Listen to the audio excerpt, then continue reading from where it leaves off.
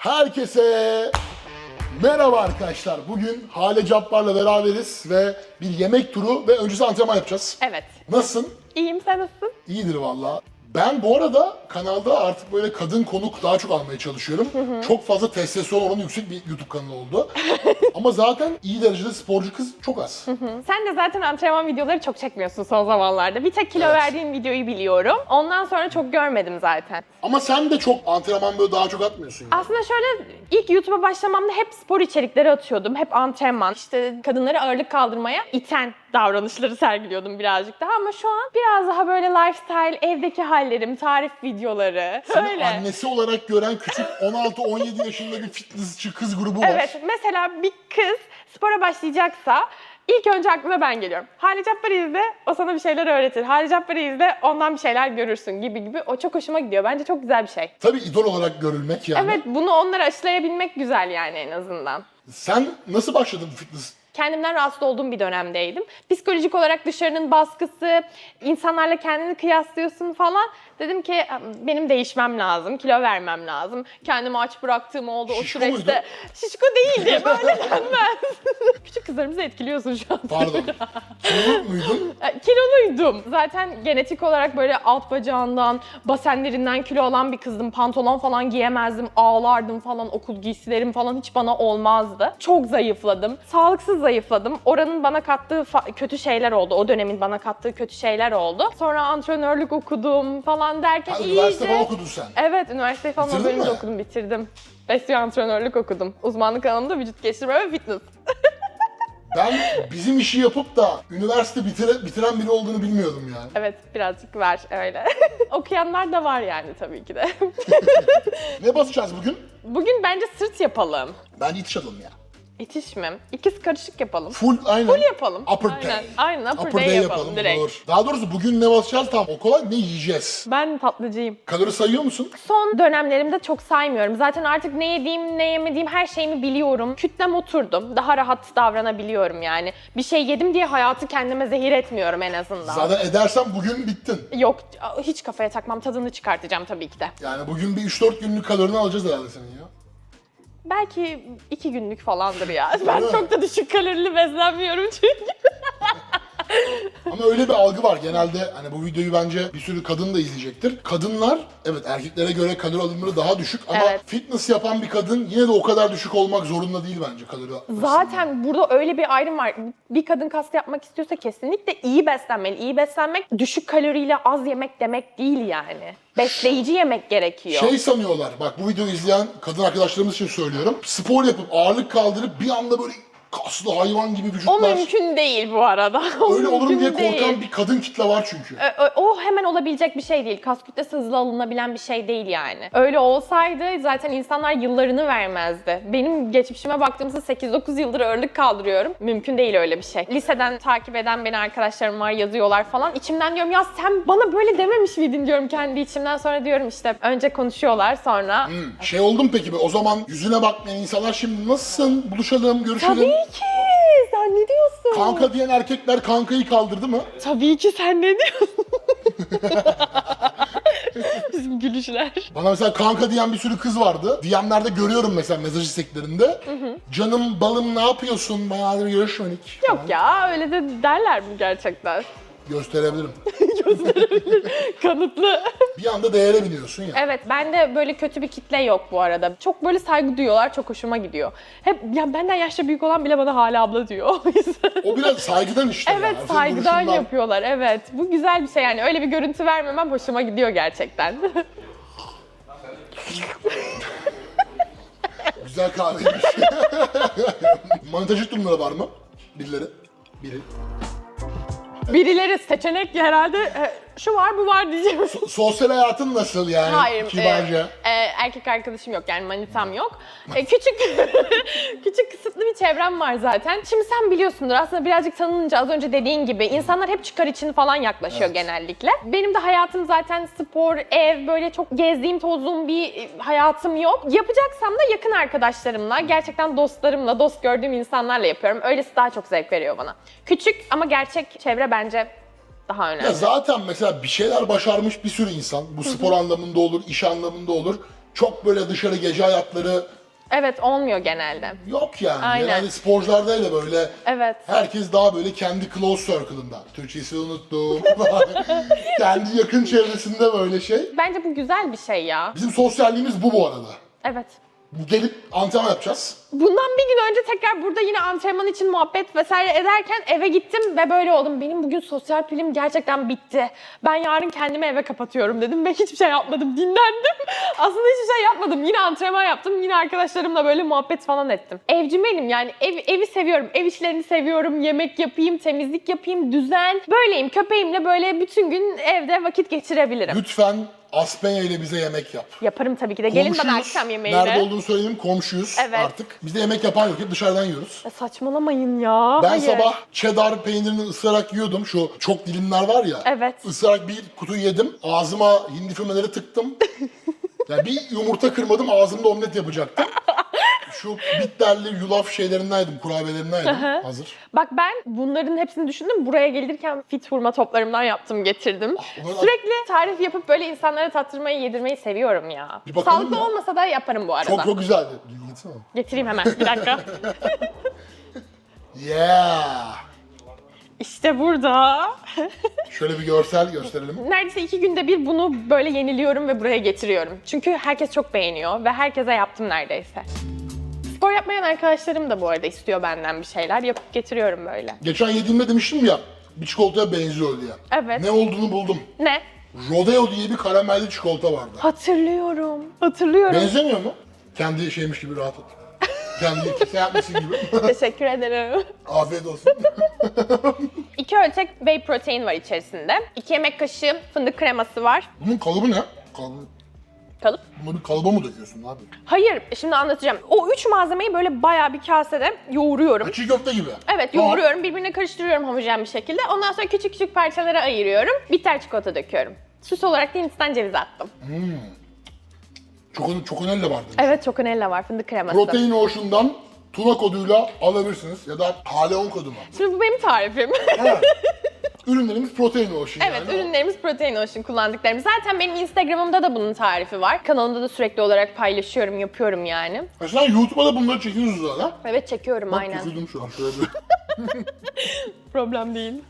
Hiç sorun değil. Afiyet olsun.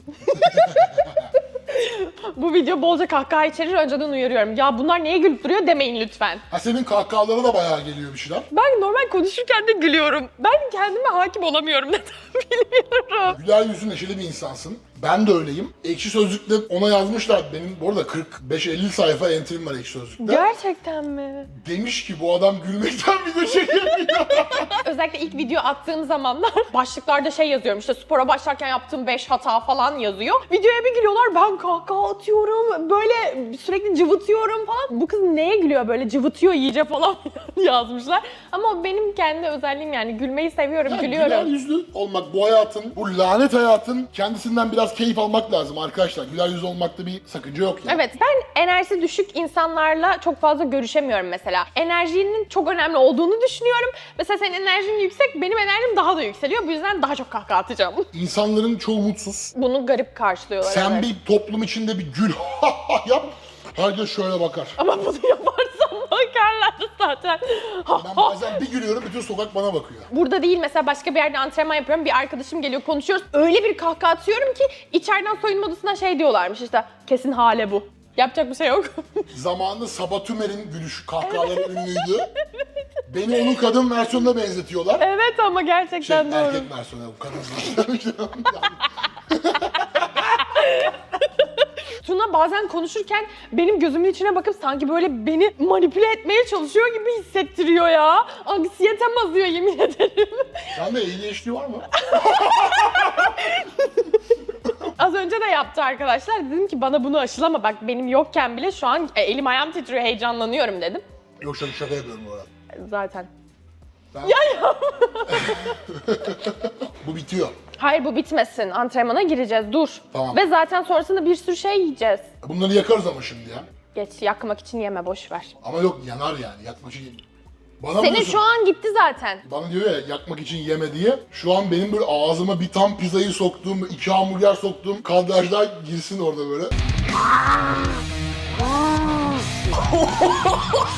Zaten yakmayı düşünüyorsan gitti bile senin için yani. Yani gülerek yaktık onu zaten. Ama mesela diyelim ki sen bunlardan yedin biz mesela 5-10 dakikaya antrenmana gireceğiz. Midende falan sindirmeden girdiğin için sorun olmuyor mu yoksa Bence alıştın mı? Çok olmuyor bence ya. Çok hani aşırı sindirimi zor bir şey olduğunu düşünmüyorum. Yok bu zaten öyle değil ama hani sen mesela çok yiyorsun ya. 3-4 tane ben yedim. 5-6 tane ben yedim.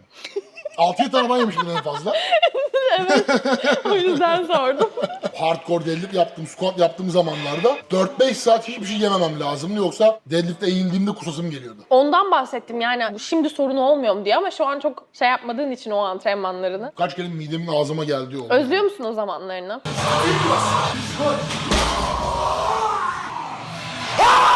Kendi keyifli anları vardı. Ama o zaman mı dersen, şu an mı dersen şu an çok daha keyifli. Tabii ki. Bir kere büyüdük. Çocukken daha başka görüyorsun hayatı. Şu an daha başka görüyorsun. Evet. Şu an daha ciddi görüyorsun. Hayat gayelerin değişiyor. Evet. Bunu konuşmuştuk seninle de. Hatta yani sosyal medyada karşılaşmışsındır. 5 sene önce, 4 sene önce bir laf etmişsin. Hala onu gelip yüzüne vuruyorlar. Sen öyle demiştin, bunu Evet demiştin. ama insanlar değişebiliyor arkadaşlar gerçekten. Bundan belki de bir ay önce söylediğin şeyi şu an onaylamıyor olabiliyorsun. Ben makarasına bir laf etmiştim. 35 yaşında 550 kilo deadlift yapıp ölmeye hazırım diye. Ama makarası bu arada yani. Tamamen bize amaçlı söylenmiş bir şey. Sağlık asla güç kadar önemli değildir. Yok diyor sen şimdi öyle demiştin de şimdi kilo veriyorsun da. İşte bu ne biliyor musun? Dijital ayak izi. Kesinlikle. Ama değil 4-5 sene önce bir gün önce söylediğin şeyle bile aynı düşünmüyor olabiliyorsun o gün ya. Evet. Ben geçenlerde Tuna'ya dedim ki evimin içindeyim bütün gün ama yine de dışarıdan bana bir sürü şey söyleyen oluyor. Bunun önüne geçemezsin. Hiçbir şey yapmasan da insanlar konuşuyor. O yüzden ne yapacaksan yap. Hiç umursama. Yok aynen öyle. Ben yesel çekerken şey demiştim. İnsanlara bir şey yapacağını söyleme. Kötü enerji olduğunu düşünüyorum bunu gerçekten. Evet. Birine bir şey söyle o şey ters gidiyor ya. Evet maalesef. Kötü enerji... Ben nazara inanıyorum. Nazara inananlar nazarı daha çok çekiyormuş. O zaman inanmayalım. Bilmiyorum artık. Bence enerjiyle alakalı. Enerji! Aynen. 2-2-2. Az daha konuşursak burç muhabbetine bağlayacağım. Evet. Geliyor yavaş yavaş. O yüzden İlman'a geçelim ufaktan. Geçelim hadi. Burcun ne? Bu sefer de inmiyor. Bu sefer de inmiyor. Burnuma çarpıyor. Çeneye değdir. Bir şey olmadı. Burnuma çarpıyor dur. Çok yakın bu arada bu. Bayağı.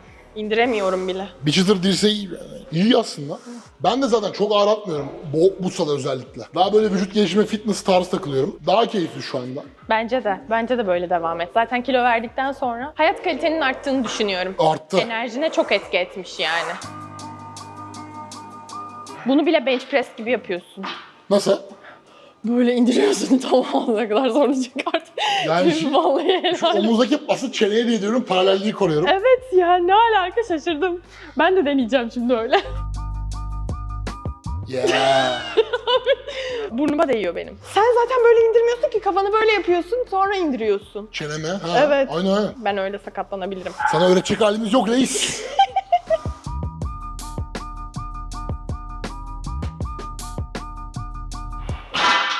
Tıs. Bu Smith Machine'in ağırlığı kaçtır? Bayağı. Senin için zaten. Senin için boş, benim için 5-10 kilo falan.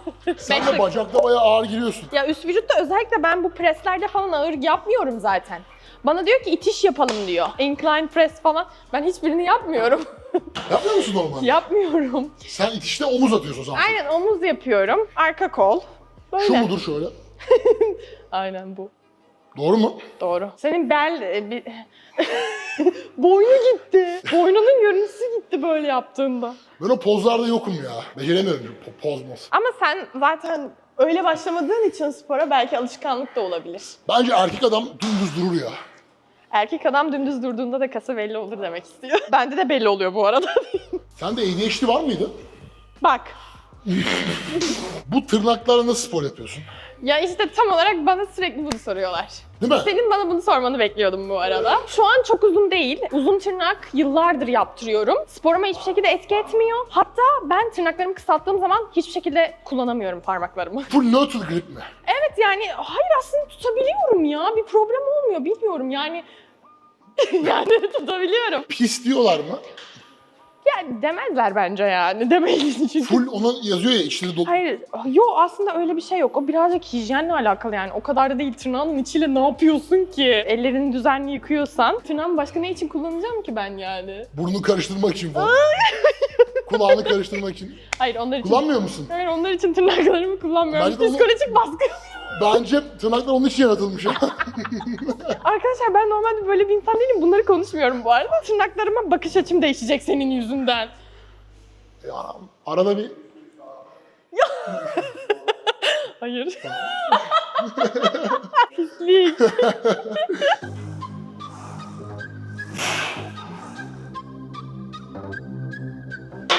Hoppa, iyi hissiyat, güzel. Salon sallandı. Benim ağırlıkları koymuşlar şuraya. Evet sen bununla başla istersen. Buyurun. Teşekkür ederim. Rica ederim. Lütfen odaklı yap. Tempoya ve yoğunluk formuna dikkat et lütfen. Kendini çok kasma, yaparsın. Odaklan. Hadi. Çok iyi. Çok iyi. Al sen. Tamam diyeyim. Suratımı kırma lütfen. Lateral raise. Kaç kilo ile yapacaksın? Yani 14-16 falan herhalde. Sen? Güzel. 4 ya da 6. Bunda mesela bazen 14 ile yapıyorum. Geliyor yanımda bir tane çocuk. Alıyor 20 lira. Ama iyi bir şey değil ve bence sakatlanması çok yüksek bir hareket bu. Çok korkutucu sakatlanmalar oluyor bunda. Sakatlanmayı da geç. Bence öyle yaptığında çok bir faydası da olmuyor ya. Ego lifting diyorlar ya ona. Kası izole etmek olduğu için amaç. Çarpışım yani. Ha. Ay evet, sen ona bana çarpma, aramızda 20 kilo fark var.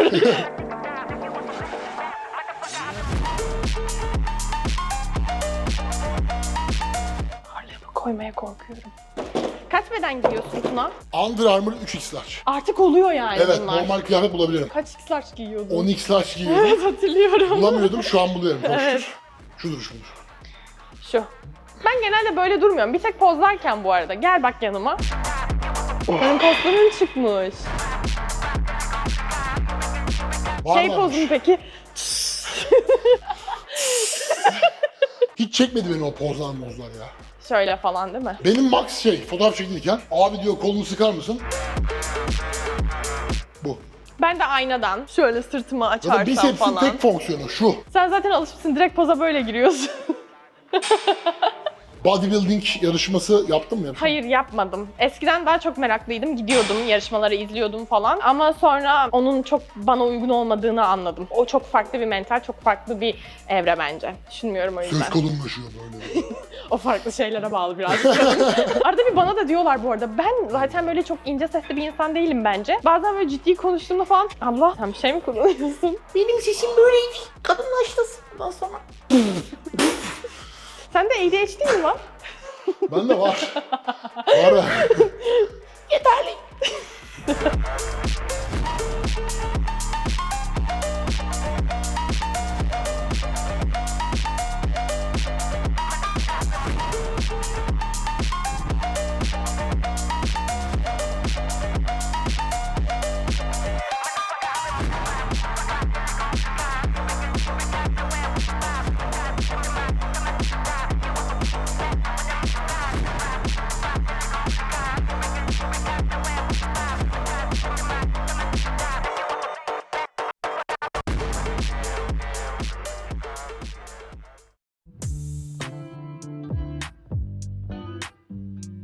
İdman attık. Proteine Evet. ihtiyacımız var. Evet. Senin buraya gelmemene çok şaşırdım bu arada. Evet. Çünkü bu tarafta oturmuyorum. Bana uzak. O yüzden hiç denemedim yani ama görüyordum sürekli. Biz Eray'la bir videoda gelmiştik. Bir de Aspenya'ya normal yemeğe geldik. Bayağı güzel, burada sana tavsiyelerim var. İzledim zaten videoları biliyorum. Bak buranın hamburgeri çok iyi. Bir Fit bakayım. burger bu arada. İçerik müthiş. Tamam. Full fit yani. Hangisini öneriyorsun en Şimdi çok? 2 tane beef protein burger olsun. Steak protein burger olsun. 2 tanesini böyle yarım yarım kesersek değişerek yeriz. Evet aynen. Tamamdır. Ekstraları olacak mı içinde? Yumurta, avokado. Bence yumurta ve avokado olsun. Ben su alırım, sen. Ben de su alırım. Bak senin tatlarına benziyor. Abi bir şey diyeceğim bakın. Var enerji topları. Tahinliymiş bu ama. Deneyeceğim Bu mi? ne? Bunların şekli de güzelmiş. Bak deneyeceksen alalım. Fındıklıyı deneyebiliriz. Ben de dikkat ediyorum bu aralar. Hamburger olsun ama yanında zero olsun lütfen diyorum. İçeriye baksana. Evet Full ama. fit ya. Çok iyi. Buraya gelmeyi beklemiyordum bu arada. Daha böyle pis bir yere gidelim Var ama falan daha, diye düşünüyordum. daha önümüz var. Sağlıklı başlayacağız sonra. Proteinimizi alalım. Kas kaybı yarım saat içinde yaşanmadan. Ben Başka bir bir de şey almıyoruz. bir portakal suyu alırsam süper olur ya. Gidelim mi? Gidik. Ha. Ha.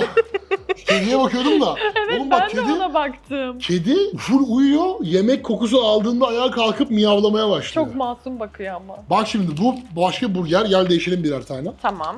Biri steak, biri normal. Farklı mı bunlar? Aa, Evet, evet, evet. tamam. En sevdiğin yemek ne? Çok fazla şey seviyorum.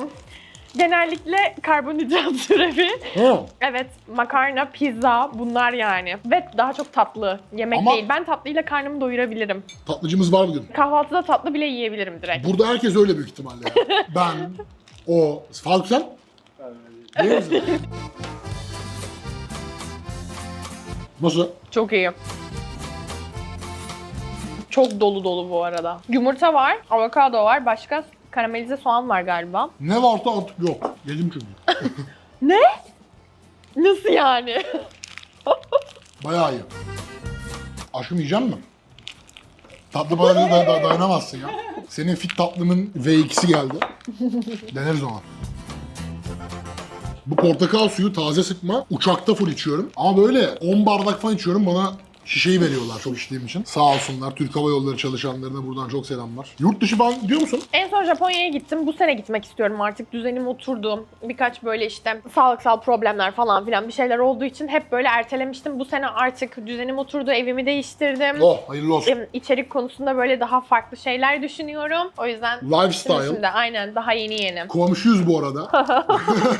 Ben de artık yarı zamanlı İstanbul'dayım. Bu videolarda tüküre tüküre ben. Ben bir parçanın bacağına uçluyorum, yumurtanın bir parçası. Böyle oluyor. Senin bu arada influencer olmak dışında yaptığın bir iş var mı başka? Koşluk moşluk tarzı. Var. Ha, Koştuğum var. Ha koştuğum O var. yüzden zaten evdeyim genellikle. Küçük hale cabbarlar yetişiyor. Evet. Her yaştan var. Sen onu da bitirdin. Yetişmem lazım sana. Bir böyle bir rekabet oluyor bu videolarda.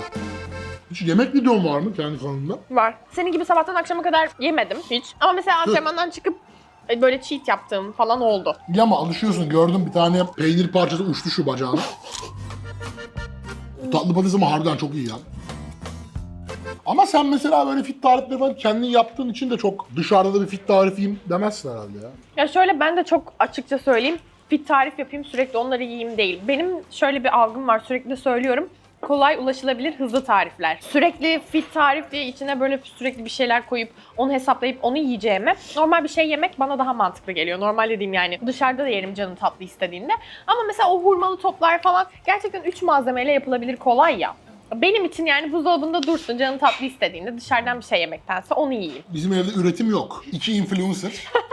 Sıfır üretim. Ben size komşu size yemek getirdim diye getiririm Bak yapıp. bize yemek getirmen lazım.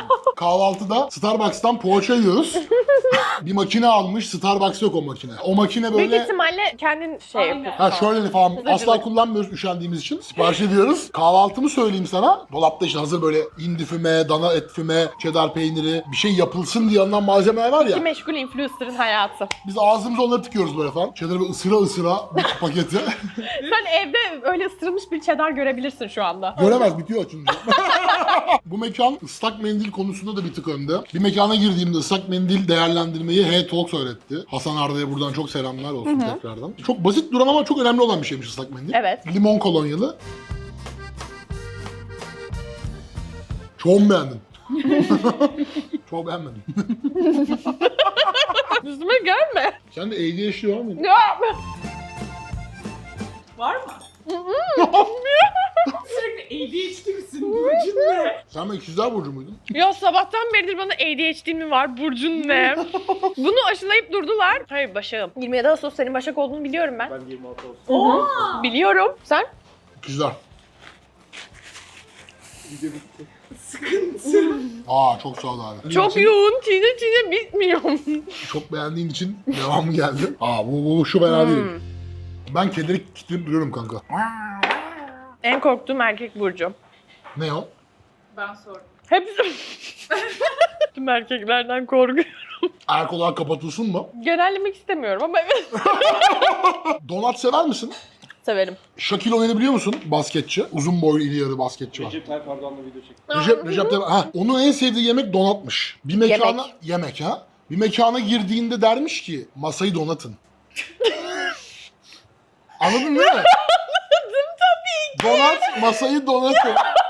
Tabii ki bir de anladım Her gün bir yeni bilgi. Hamama giren terler. Hamama giren terler. Şimdi glutensiz fit kebap yemeye.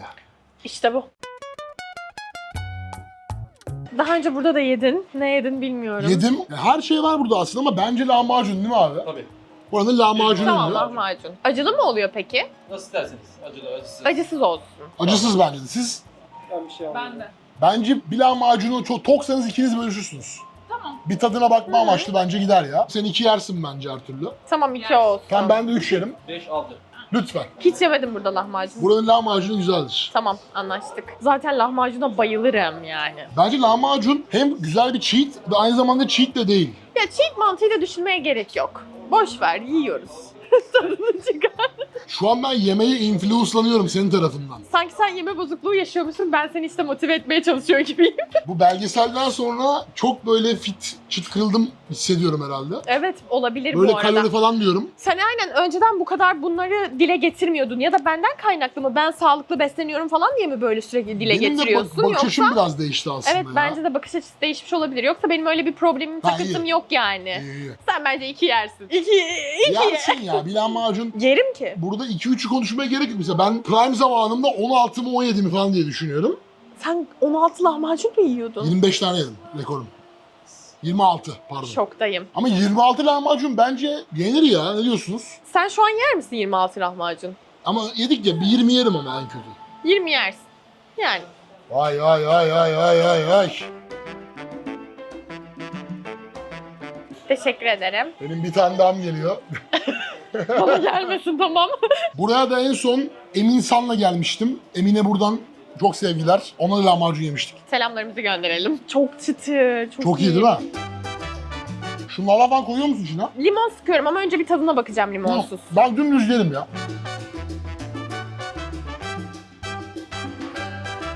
Çok iyi. Ve dolu malzeme bu arada. Benim yediğim en iyi lahmacun olabilir ya. Ben böyle iddialı konuşunca da reklam falan sanıyorlar ama harbiden objektif söylüyorum. Reklam falan değil. Bu yemek turlarında mekanın hiçbir sponsor değil zaten. Hı, çok lezzetli, aşırı. Yulaf unundan lahmacun tarifi. Bu arada mantıklı. Yufkayla lahmacun tarifi yapabilir miyim acaba? Gerek var mı? Sizin mi? Benim. Çok açız. Çok kritik. Eyvallah. Sabahtan beri açız. Buraya aç geldik. Baya çok kötüyüm aslında. Tam senlik ya. Dedin ya Çok güzel. hamur işi grubunu Yo, seviyorum ben diye. böyle bir de Kayserili olduğum için birazcık Kayseri yağlaması mıdır? yağlamasıdır. Aslında Kayseri. Kayseri yağlaması yapayım ben. En sevdiği yemek. Videoda gidiyordunuz. Yapmasını bilene kolay bence. O zaman bu video 50.000 like olursa 38 bin like. 38 bin like. olur. Bu video 50.000 like olursa Hale bize Kayseri yağlaması yapıyor. Evet, Bizim evimiz bu arada Halit Arkalar Diyar diyebilir miyiz? evet. Ama Tavşan sizin mavşan evde, var. sizin evde Kayseri yağlaması yaptığımı düşünüyorum şu an. Birazcık benim rüyaların saçmalığı yani. Zaten bizim buluşmamız bile benim rüyaların saçmalık seviyesi bu arada. Her evrenden bir adam var. Evet. Harun abiye geldi. Evet, bu arada Harun abiyi çok severim. O da diyordu beraber video çekelim diyordu bana. Kesin çağırıyoruz onu da. Birlikte yap. Harun abi gördüğüm benden çok terleyen tek adam olabilir. Buradaki konunun alakasızlık. Kütle yüzünden değil mi? Ya da anksiyete. Bende mesela ADHD var. Sana var mı? Yok mu? Videonun başlık değişti ADHD haliyle. Yemek turu. Çenem yoruldu. Senin hiç çenen yoruluyor mu? Çenem pump oluyor. Ama şu an olmuyor. Mesela o daha profesyonel level'larda. Daha üst seviyede o. Bence iyi gidiyorum. Bence iyi yani bu. Lahmacun da büyük yani. Hı. Senin isim soy ismin de çok karakteristik ama. Hale Cabbar. İsim soy isim Hale Cabbar olarak Instagram kabul etmiyor. Ben Cabbar Hale yapmıştım çok Ne? eskiden. Ha var Ben çünkü. Cabbar'ı kabul etmiyor. Tamam. Ondan sonra o Cabbar Hale olarak kaldı. Bana hiç kimse Hale demiyor. Aa, bu Cabbar Hale değil mi? Hatta birisi Cabbar Hale abla. Şey diyorlar bana, soyadın gibi kıstım. Cabbar. Mesela ben de Tuna Tavus. Baştan beri böyle bir değişik bir isim. Tuna tavus, evet. Hale Cabbar. Bunu yer misin? Tabii ki. Sormana gerek yok. Acı değil ama bir çıtır böyle spicy. Evet. Türkçesini unuttum. Baharatlı. Senin elinde bir küçük göründü lahmacun. Benim elimde büyüktü. Katladım ya. Kresleyip.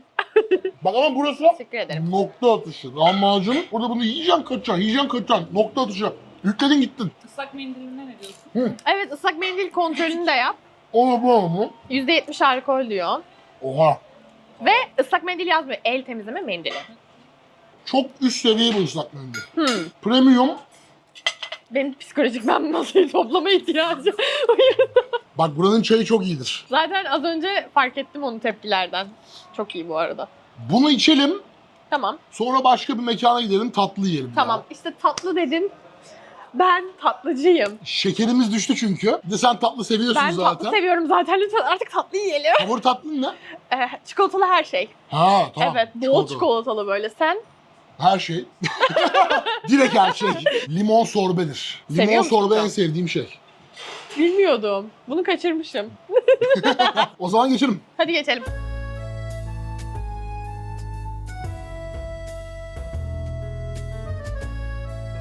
Şu an bunun kokusu geldi bak, görüyor musun? Tatlı dediğin budur. Çok iyi duruyor. İçi Evet. böyle kremalı falan bir şey. Bu San Sebastian ama bunun özel San Sebastian'ıymış bu arada. Evet. Üzerine çikolata sorduk. Dediler ki tadını almanız için dökmüyoruz. Normal döküyorlar ama burası izin vermiyor, böyle bir şey yasak. Sen Sebastian'a çikolata dökmezsin ama ben Sebastian'a çikolata dökerim. Ya daha demin Açay'ı bol istedi. Açay'ı oynamaz esprime gülmeyip böyle bir espri Ben yapması. de ne alaka falan diyorum. Açayı oynamak, bozuntuya vermiyorum. Sonra dedi ki anlamadınız mı? Şimdi şu da Londra'da Humble Crumble diye bir şey yedik biz böyle. Apple payın sıvılaştırılmış hali gibi bir şey. Bu da crumble deniyor buna böyle. Bu katı ama. Katı mı? Ha okey. Katı hali. Ben bunun tadına bakmak istiyorum. Tamam, ben de bundan Çikolatadan başlıyorum. gitmek istiyorum. Kurallar falan çerçevesinde bir yemek olduğu için ben bunu merak ettim. İyi. Bakayım mı tadına? Bak güzel bak. Bak güzel ya. Ben de ona bakayım şu Hı an. hı. Ben çok böyleci değilim. Ha Ben bu. Katı. iyiymiş ama.